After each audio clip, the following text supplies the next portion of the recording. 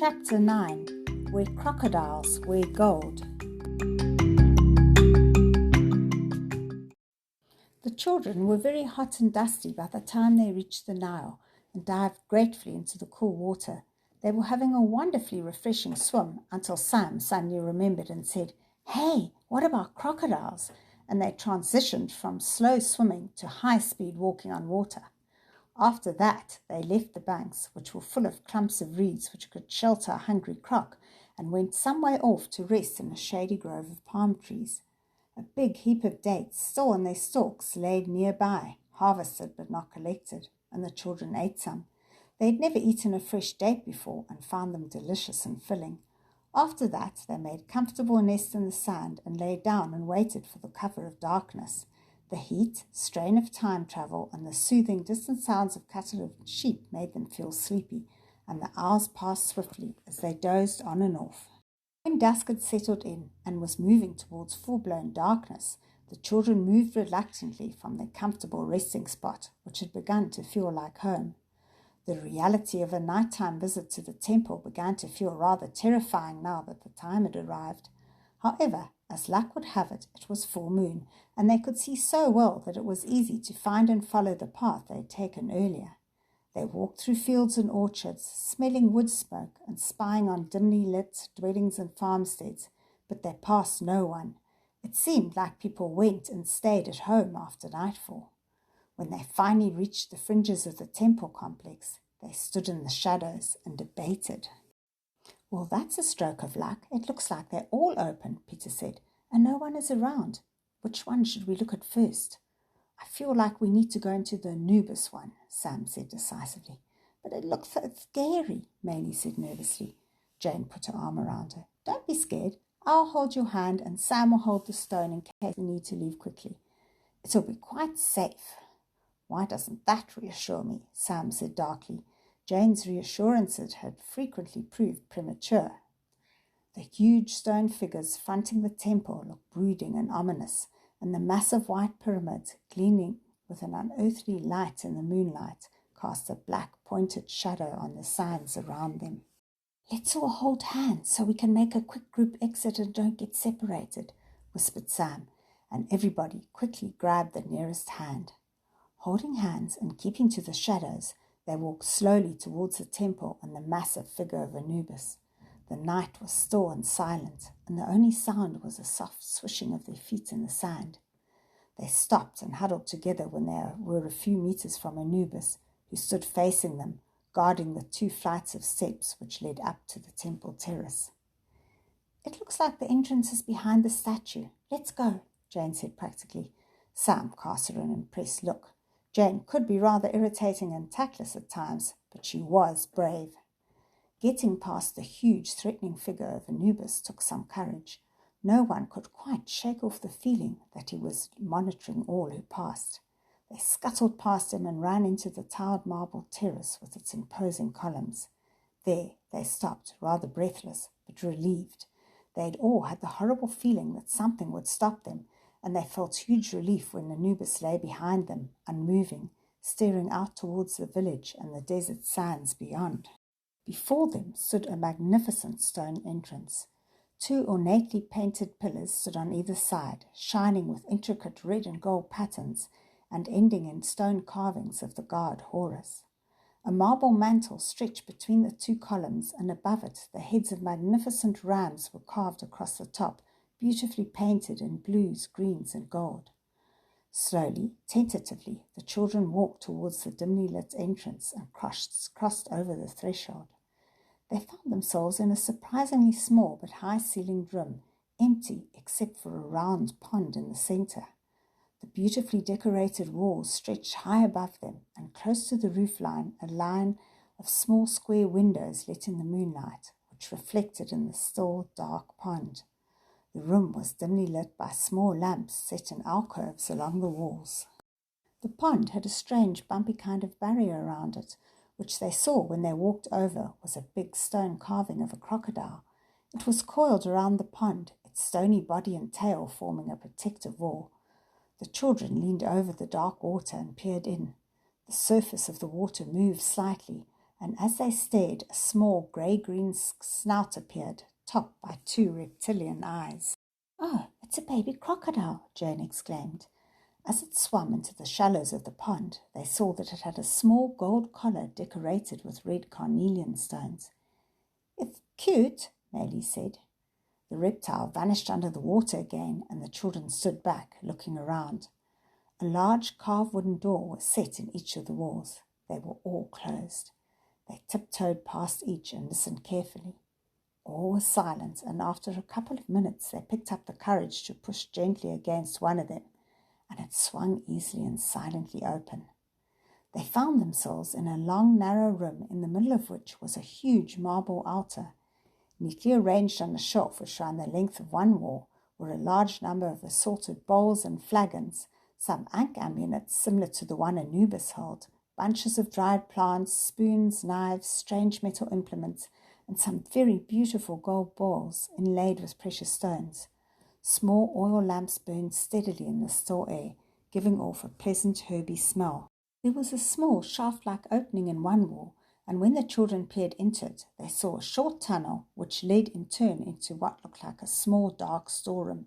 It had a damp, musty smell, and the children had no desire to explore it further, but turned their attention to the massive stone altar in the middle of the room. It was a third as high as the lofty ceilinged room, with a flight of marbled stone steps leading up, and carvings of the falcon-headed god Horus repeated all around it. "The colours painted around the edge are like our stone," Sam said observantly, and indeed the same gold, blue, and red lines framed the sides of the stone altar. "I wonder what's on top," Peter said. "I'm going to go up the steps and see," and he went swiftly up them. Each was so high that although he had the longest legs of them all, it was an effort to climb. There was a short silence as he investigated the top of the altar, and then he peered down at them and hissed excitedly, "There's a kind of bright thing here, set in stone, and on the other side is a stone box. It's got hieroglyphics all around the room, and it's holding a huge scroll. It looks just like the pictures I saw of the books of the dead. Come and see." "What are they?" Sam asked, the hairs on his neck rising, while the girls huddled closer together. They'd never heard of the books of the dead, but they didn't sound cheerful reading. "As far as I can understand, it's a collection of spells to help the dead into the afterlife, and also for protection there," Peter said. "They're also found in tombs written on papyrus to help the dead reach the afterlife and to live happily there." The girls and Sam climbed the steps and stared down at the grid with ashes beneath it, and on the other side the large coiled papyrus. "Hold it for me," Peter said urgently, struggling to spread it out from its tight coil. Everyone grabbed a corner and looked in fascination at the rows of mysterious symbols. They seemed to shine oddly brightly in the dim light of the lamps, as if they were indeed the words of a spell. "Look, look," Sam said suddenly, pointing to a row of hieroglyphics. "Horus again, and look there, I'm sure that's a picture of our stone. It's almost the same as the one we saw at the museum. Look." "It does look like it," Jane confirmed excitedly, as Peter took a notebook and pencil out of his pocket and began to copy the lines of hieroglyphics around the picture. He was an excellent artist, and the others watched in fascination as his pencil flew across the white page, making a remarkably accurate copy of the strange lines. They were so engrossed in watching him that it was a terrible shock to hear the sounds of movement outside. Jane and Maylie let go of the scroll and whispered in scared unison, "Someone's coming."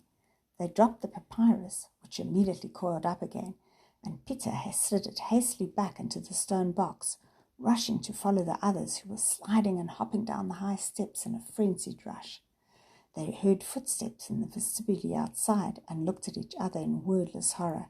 Trapped! With one impulse, they darted around the altar and ran towards a small opening of the storage place they'd noticed earlier.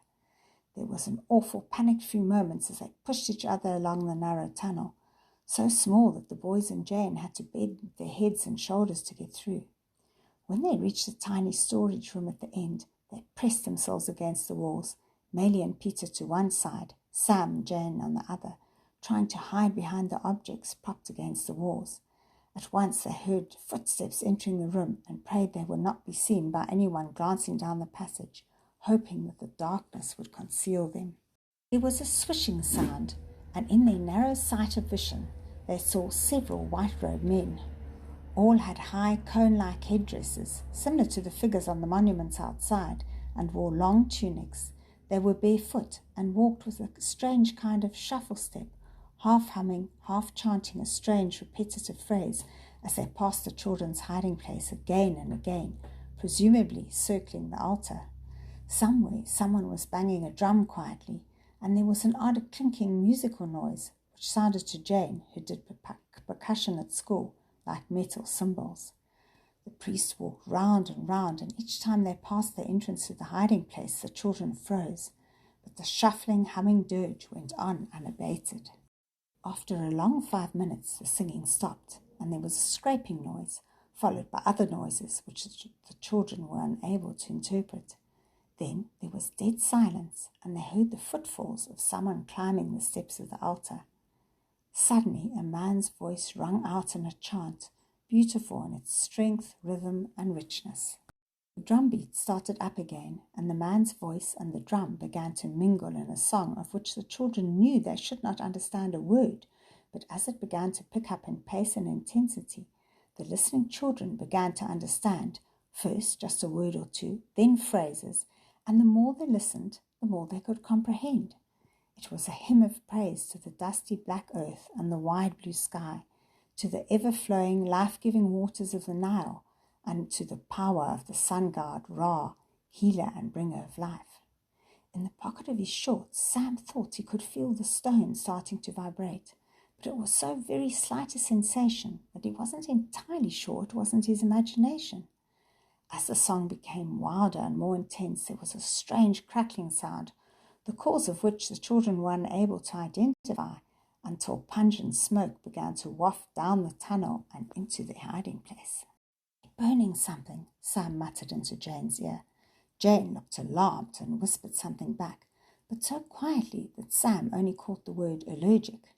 The singing continued, wild and beautiful, but the children had become distracted by the smoke and smell of burning and could no longer understand it. A crackling sound indicated that yet more fuel had been added to the fire, and the small room they were hiding in started to become unpleasantly smoky and airless. Jane, whose head had been bowed, suddenly shuddered, and out of her mouth escaped a sneeze, which she tried frantically to stifle, but which was nevertheless on the loud side of the sneeze scale. The singing continued for a couple more seconds, then stopped abruptly. Sam was fishing frantically for his short pocket under his toweling skirt and felt immense relief when his fingers closed on its smooth roundness. He pulled it out of his pocket and yelled for Jane to grab Peter's hand, just as Peter lunged over to grab Jane, pulling Maylie with him. As Sam wished for all four of them to be back home on the disappearing hill, he glanced down and could have sworn the stone was glowing a shimmery silver green. But the sensations of time travel distracted him, and the next time he was capable of thought, he was bouncing painfully on the hard, dry ground of the hill and looking around to check that the other three were back safe and sound. They sat up, looking around, recovering, as just Sam turned to Jane. "Bless you," he said, and the four children erupted into relieved laughter.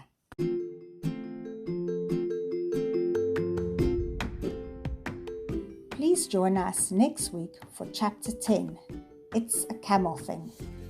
And to show your support for this podcast, please follow it and recommend it to your friends.